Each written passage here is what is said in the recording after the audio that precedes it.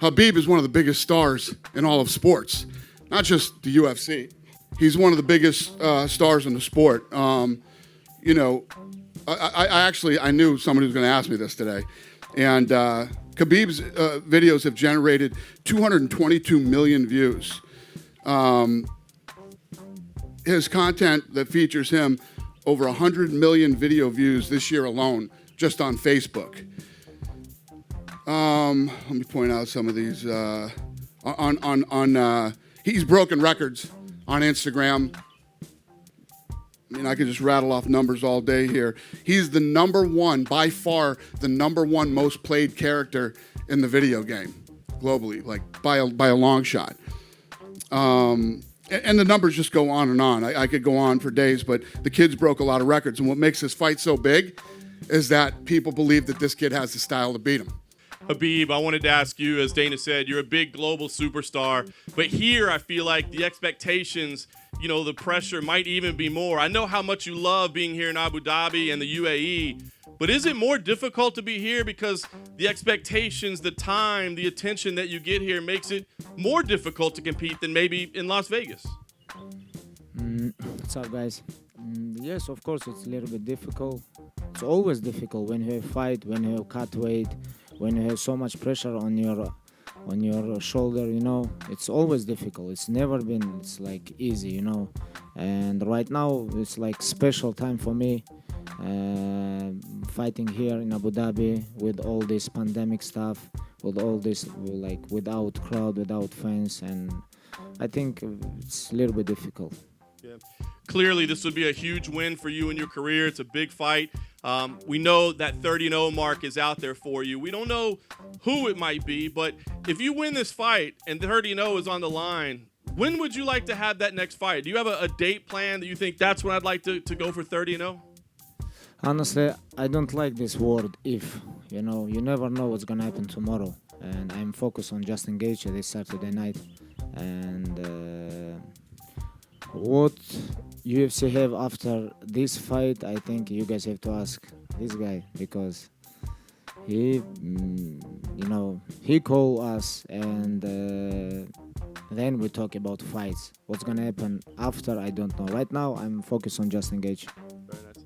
For Justin, if I could, please, when we were talking to Khabib earlier, he mentioned that he thought he could wear you down. Rounds 3 and 4 might be a good time to finish you. Are you surprised to hear him say that he thinks he can wear you down based on your track record, your history of pace and of exciting fights? No, I know he's, you know, ultimately confident in what he does. He's done it 28 times. So, you know, I expect him to believe that that's going to happen. I've been telling myself that's going to happen, as a matter of fact. And that's what drives me every single day. I'm a performer. I always show up under the lights. And you know, that's what I do. I've been doing this as long as he has. This is ingrained in us. And on Saturday night, I will, you know, leave everything, give everything, and, you know, be proud of my performance. And last thing for me, Justin, I feel like in most of Khabib's fights, you know, we can see his opponent, kind of a moment that person breaks, that person realizes, like, man, this dude's different. He's special. Have you ever been in a position like that where you were tested and you thought, man, this guy might break me? And if so, how do you get through that in a fight?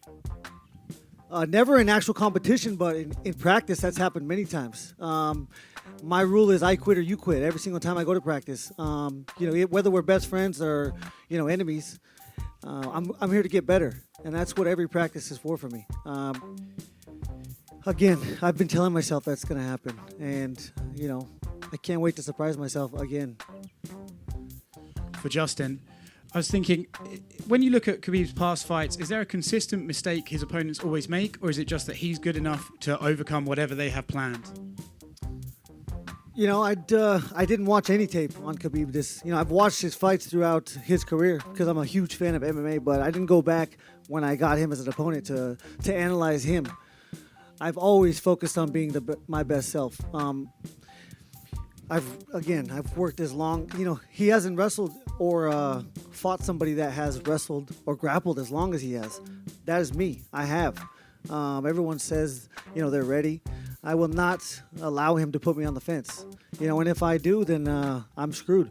So my game plan is if he wants to grapple, let's grapple in the middle.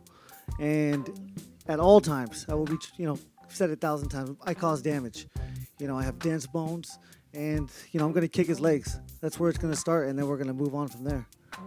And for Habib, Justin just mentioned his wrestling. I was curious, for the uninitiated, what's the difference between the wrestling you possess and the wrestling that a traditional American D1 wrestler possesses? I think is you're supposed to ask me what difference between Dagestan wrestling and American wrestling. This is a good question. I think it's big difference, and I know he know how to wrestle, but what about wrestling 25 minutes? It's gonna be like I told DC today. Like when you fight with Stipe Miocic last time, you grab his leg one time and you take him down, and he get up very quickly, and that's it, and you finish. And other minutes all going stand up, but between me and DC is big difference. In if I'm gonna try to take him down once and he gonna defend his goods, I'm gonna try. I'm gonna go all night. I'm gonna go all night. This is big difference between U.S. wrestling and Dagestan wrestling. And then when it comes to Justin Gaethje, what does he do specifically for your legacy that your previous opponents have not done? He finished a lot of opponents, a lot of great guys, and he finished all of them. And he was a great champion in other organization before UFC. Right now he champion in UFC interim champ. He beat Tony Ferguson. I think beat a guy like Justin Gaethje is gonna be big for my legacy. And then last thing from me, we've heard from Justin say he causes damage, and a lot's been made of his mindset leading into this fight. Do you believe Justin Gaethje has a unique attitude towards fighting? Yes, when he fight, he beginning very fast. Like first round, he's very dangerous. It's very dangerous. I think him and Conor is two most dangerous guys in first round. But if you talk about second round, third round, they become like a little bit regular fighters.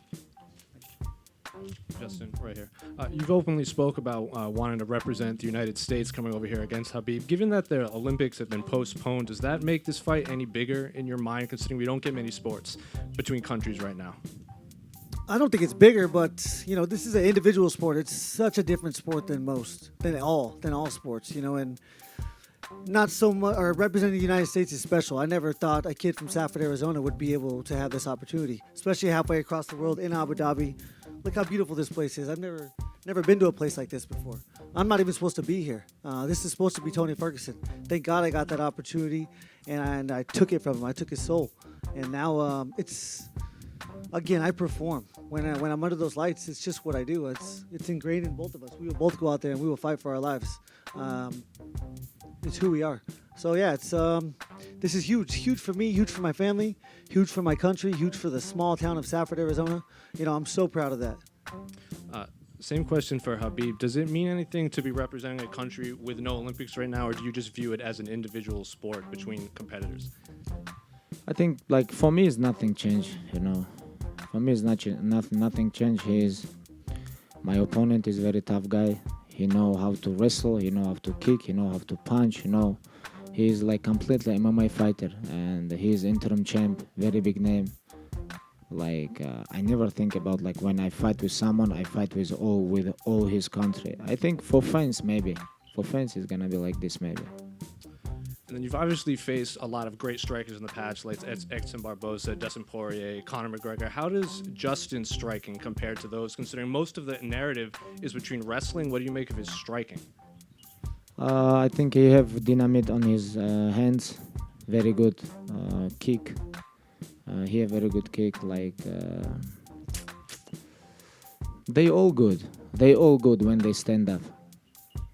But when I grab them, it's changed a little bit, And I think more than Dustin and Conor and other guys, he know how to wrestle. It's gonna be a little bit hard, but I prepare myself to try to take him down 100 times. It's gonna be very interesting Saturday night. Justin Gaethje right here. Justin, we saw on the embedded that you were able to bring your parents over to Abu Dhabi. I mean, that's a long flight. This is a whole big trip. Just, I guess, mentally, what difference does it make having them here physically with you? You know, my parents have never been flown international. They got to fly business class. They've never flown business class. You know, my dad retired a little bit over a year ago. He worked 37 years in a copper mine. My mom is still in the, you know, she's going to retire after if this fight starts, if that bell rings at the beginning, then I will secure that she will retire after this fight. And she's been there for, I think, 35 years. They've never had a chance to fly international. Every piece of money they had, it went into me and my brother and my sister, giving me the opportunities. You know, we're 2 hours from any city. Going school clothes shopping was a vacation for us. We would get up and we would go to wrestling tournaments. We had to drive 2-3 hours. Sometimes we had to stay the night, and they financially took, you know, hits every single time that we did that. And you know, nothing is better on earth than being able to repay that. And that's you know, for them to be here, it doesn't. When I step in that octagon, nothing matters. They're not there. My coach, Trevor Whitman, is there. That's the only voice that I could hear. And that's all that matters to me. But I'm very happy that they get to experience this. This question's for Khabib. You want to be known as the greatest of all time, or one of the greatest of all times. You have a lot of respect for the Mike Tysons, the Muhammad Alis. What is there left in your career if you beat Justin Gaethje to prove for you to be in that conversation? Like Muhammad Ali, he's on different level. I think it's like Mike Tyson is almost same level, but like personality, Muhammad Ali is like different level, you know. And for me, become like this, I don't know. It's a very hard question, you know. When I grew up, I watched these guys, you know. This guy is greatest. I don't know. I can ever become close to these people. I didn't have like this goal, you know. I just want to win every my fights, and we'll see on future, because I'm not finished yet everything what I have.